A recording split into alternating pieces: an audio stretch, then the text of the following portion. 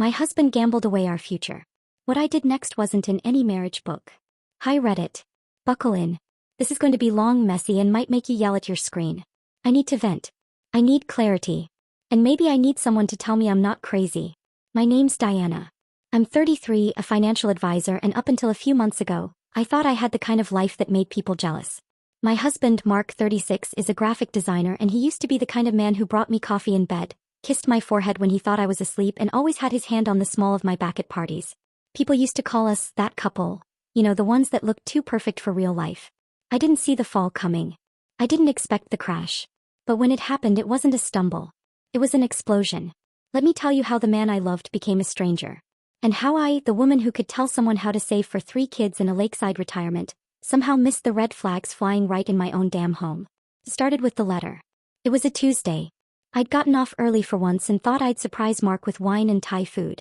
I swung by the mailbox expecting bills or some junk flyers.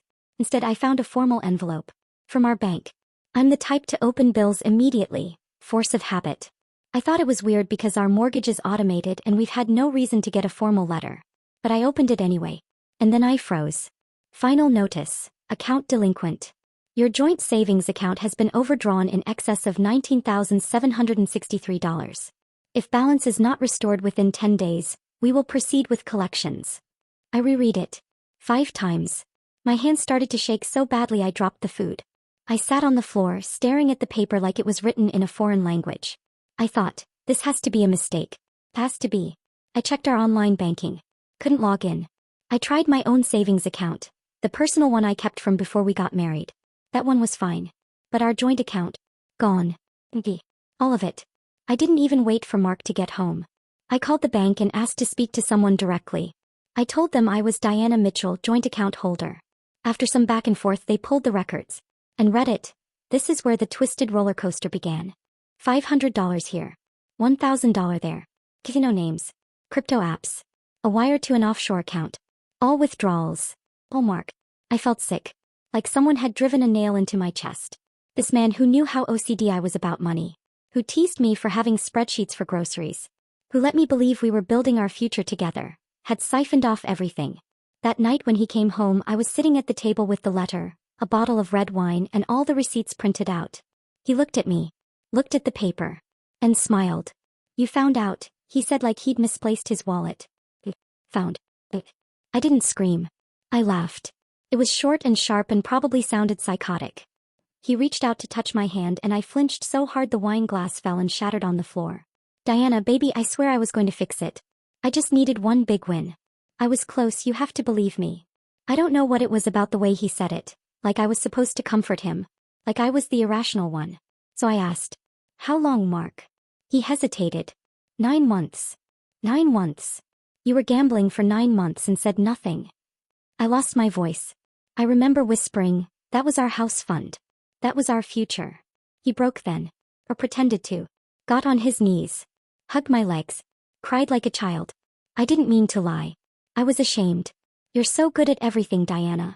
You're so together. I didn't want you to see me as a loser. I should have kicked him off me. I should have left then. But instead I stood there. Frozen. Because the betrayal? It wasn't just the money. It was the lies, the performance, the gaslighting. That night he slept on the couch. I didn't sleep at all. I made a plan. You see, what Mark didn't know was that before I even found the letter, I was already suspicious. Random excuses about needing to move money around. Him suddenly managing our joint account because he wanted to be more responsible. The fact that he flinched every time I touched his phone. I had already rerouted my salary into a new private account. I had already started documenting everything. He thought he was smarter. He thought he had me wrapped up in some love-struck fantasy. He had no idea who he married. The final straw was 2 weeks later. I came home early again. Yes, I made a habit of that now and found him in my office. On my computer. Trying to log into my personal accounts. I didn't walk in quietly either. I made sure to slam the front door, stomp up the hallway and barge in like a wrecking ball. He jumped, eyes wide, hands shaking. What the hell are you doing? I asked. He stammered. I was just checking something. For taxes. I didn't think you'd mind. I laughed again. I do that when I'm furious. It's like my brain flips a switch into Joker mode. You were checking taxes on my private accounts? That I opened after you drained our life savings. His face turned red. You've been hiding money from me? Oh, he flipped it. He tried to flip it. I went full nuclear.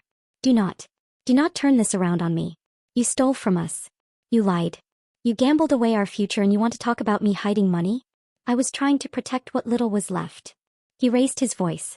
I raised mine higher. He accused me of giving up on him. So I gave it to him straight. You're not a man who made a mistake, Mark.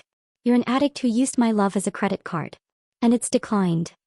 I left the next morning. I took my stuff while he was out. Left him a note that said, "You can explain this to your mother." I already emailed her. And your boss. And your brother. Oh, and the cops will be interested in that wire transfer to Belize. He begged. He blew up my phone. Showed up at my job. Cried in the parking lot like some rom-com lead. But I wasn't the same Diana. The one he thought would forgive. The one who ignored her own instincts. I blocked him. I filed for separation. I froze every joint account and got a lawyer so cold she probably eats her lunch over court transcripts. No. I'm writing this from a friend's guest room. I've got my own account, my own life, and I'm clawing my way back from the wreckage. People say, money isn't everything. But money is stability. Huh. It's a future. Mark didn't just gamble away money. He gambled away me. And he lost. So Reddit, tell me, was I too harsh? Or did I just finally choose me? Because this time I'm betting on myself. And for once I know it's a sure thing.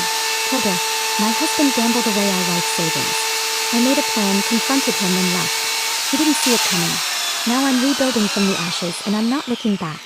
#storytime, #relationship drama, #divorce diaries, #finding